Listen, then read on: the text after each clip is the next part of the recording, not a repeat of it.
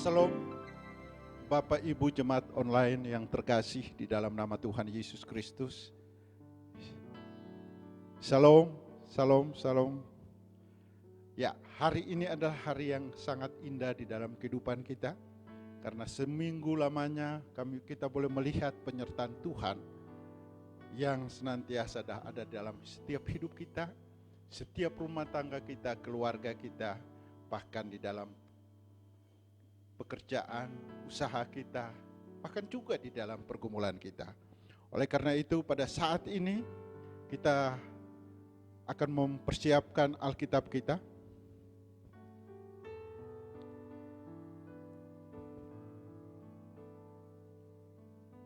Ya, di dalam Yohanes 20 ayat yang ke-22. Saat ini kita akan berbicara tentang menerima Roh Kudus. Saya percaya bahwa di dalam setiap kita pasti kita membutuhkan namanya Roh Kudus. Karena Roh Kudus itulah yang mengajarkan kita tentang apa yang menjadi isi hati Allah. Roh Kudus itulah yang akan memberikan kedamaian. Roh Kudus itulah yang akan memberikan pergerakan-pergerakan dalam hidup kita, sehingga kita yang sepertinya orang-orang biasa tetapi menjadi orang luar biasa pada saat kita menerima Roh Kudus di dalam kehidupan kita. Oke. Saat ini kita akan membaca Alkitab kita yang terambil di dalam Yohanes 20 ayat yang ke-22. Demikian firman Tuhan. Dan sesudah berkata demikian, ia mengembusi mereka dan berkata, terimalah Roh Kudus. Sekali lagi, dan sesudah berkata demikian, ia mengembusi mereka dan berkata, terimalah Roh Kudus.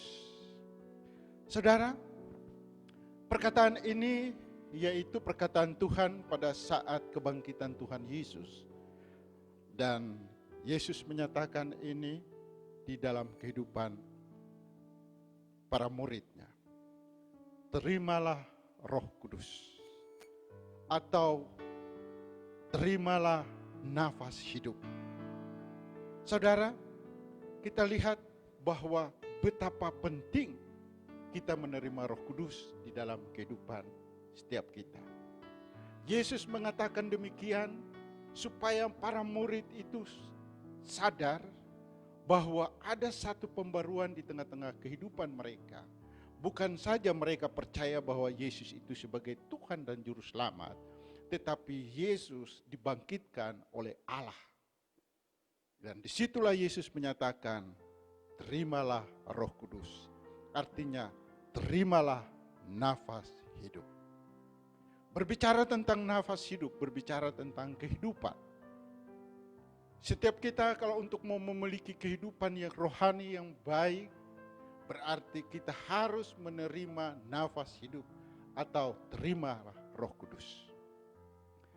Kita boleh katakan bahwa kita terlahir dari keluarga Kristen. Tetapi pada saat kita menolak Roh Kudus dalam hidup kita, berarti ada kematian rohani di dalam hidup kita. Tapi mari kita melihat bahwa Yesus mengajarkan bahwa kita harus menerima roh kehidupan itu.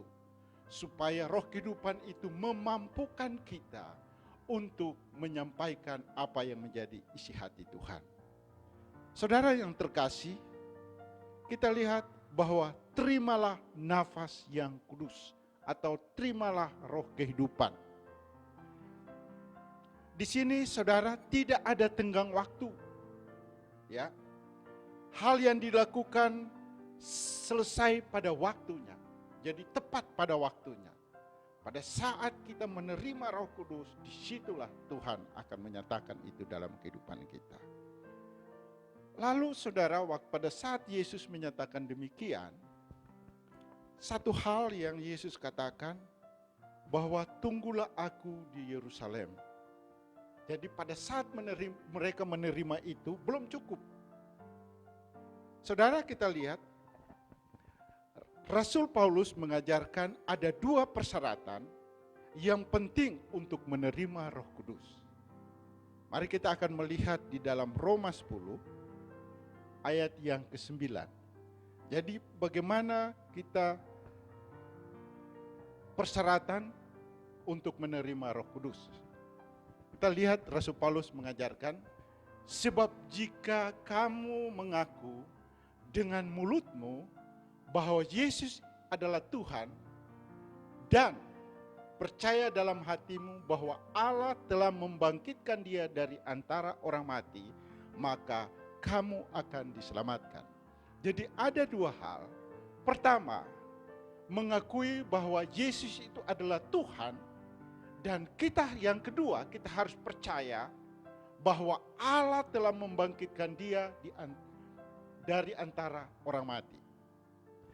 Saudara, pada saat para murid-murid bersama-sama dengan Yesus, mereka percaya bahwa Yesus itu sebagai Tuhan. Yang kedua, pada saat mereka menerima Roh Kudus, yaitu mereka melihat sendiri bahwa Allah telah membangkitkan dia dari antara orang mati.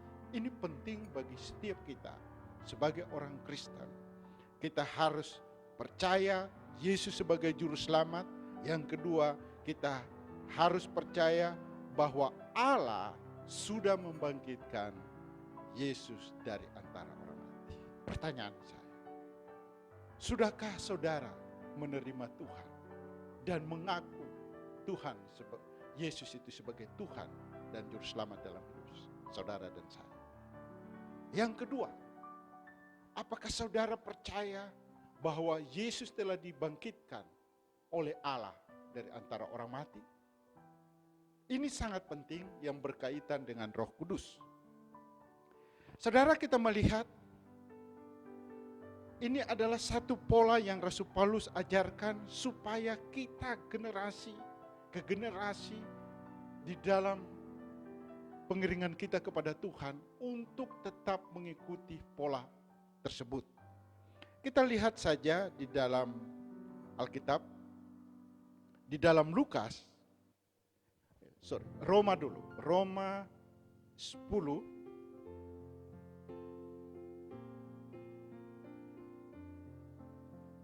ya.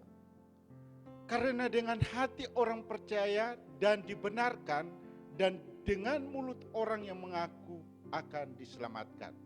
Ingat, kita dibenarkan oleh percaya, oleh karena kita percaya kepada Yesus Kristus. Mari saat ini kita harus meresponi hal ini supaya Roh Kudus bekerja dalam hidup kita, yaitu kita harus percaya, kita harus mengaku. Pada saat kita mengaku, kuping kita harus mendengar itu, dan kita harus memproklamirkan kepada orang bahwa lewat kehidupan kita percaya bahwa Yesus itu adalah juru selamat dalam hidup kita. Saudara,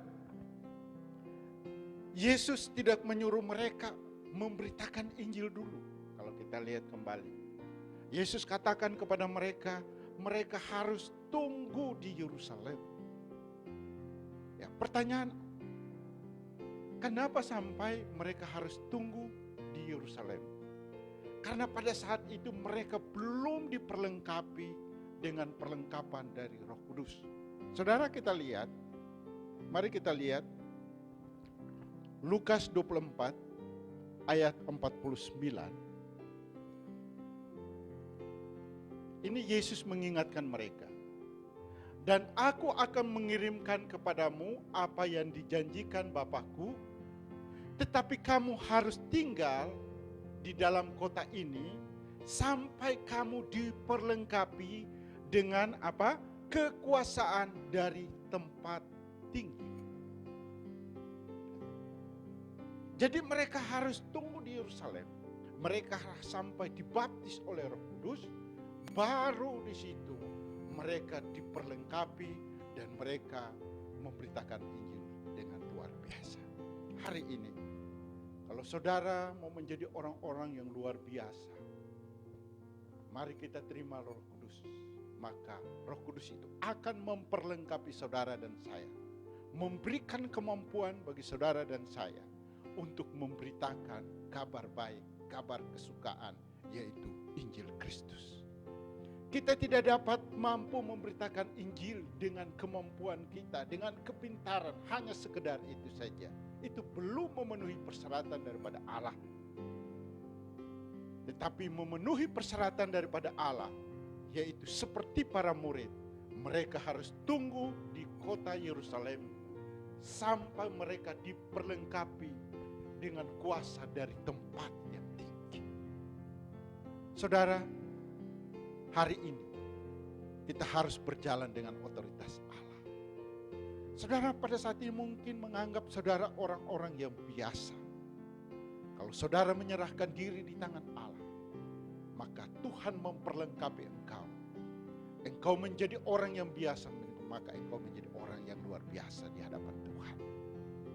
Hari ini saya mengajak saudara untuk mari memperlengkapi, menerima Yesus itu sebagai Tuhan. Dan kita harus percaya bahwa Yesus telah dibangkitkan oleh Allah dari antara orang mati. Maka Tuhan akan memperlengkapi saudara dalam kehidupan ini. Saudara, kita lihat di dalam Lukas 1 ayat yang kelima. Di sini Yesus pertegas juga. Pada zaman Herodes Raja Yudea ada, Lukas 1 ayat yang kelima. Pada zaman Herodes Raja Yudea, dalam seorang imam yang bernama Zakaria dan rombongan Abia, istrinya juga berasal dari keturunan namanya Elisabet. Ya. Saudara, kita lihat di dalam Lukas 1 ayat yang ke-8.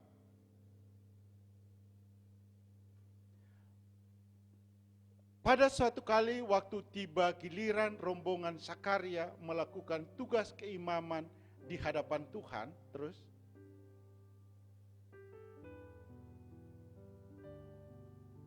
sebab ketika diundi sebagaimana lazimnya untuk menentukan imam yang bertugas, dialah yang ditunjuk untuk masuk ke dalam bait suci dan membakar ukupan di situ. Kita lihat waktu mereka masuk di dalam pelayanan, mereka harus diperlengkapi dulu. Hari ini kalau saudara dan saya mau diperlengkapi oleh Tuhan, saudara harus benar-benar sungguh-sungguh percaya kepada Tuhan. Saudara harus percaya bahwa Allah telah membangkitkan Yesus dari antara orang mati, dan saudara tunggu, saudara sampai diperlengkapi oleh Tuhan. Sekali saudara diperlengkapi oleh Tuhan, saudara harus menjaga kekudusan hidup dan menjaga kesucian hidup, maka Tuhan akan memberikan otoritas dalam hidup saudara. Saudara, kita lihat bagaimana buktinya. Kisah Para Rasul 2 ayat 33. Dan sesudah ia ditinggikan oleh tangan kanan Allah dan menerima Roh Kudus yang dijanjikan itu, maka dicurahkannya apa yang kamu lihat dan dengar di sini. Kita lihat, maka terjadi pencurahan Roh Kudus yang luar biasa di dalam kehidupan. Hari ini saya mau mengajak saudara, kalau saudara dan saya mau menyampaikan kabar sukacita itu, persyaratan saudara harus dilengkapi oleh Allah yang Maha Tinggi itu. Maka Tuhan akan mengubah engkau. Ada satu dinamos atau dinamik untuk saudara bergairah untuk memberitakan Injil. Hari ini jangan saudara menyia-nyiakan kesempatan. Jangan saudara mengeraskan hati tentang Roh Kudus. Terimalah Roh Kudus itu dalam hidup saudara dan saya. Maka saudara dan saya akan diperlengkapi dan memberitakan Injil yang dahsyat. Kita melihat Petrus.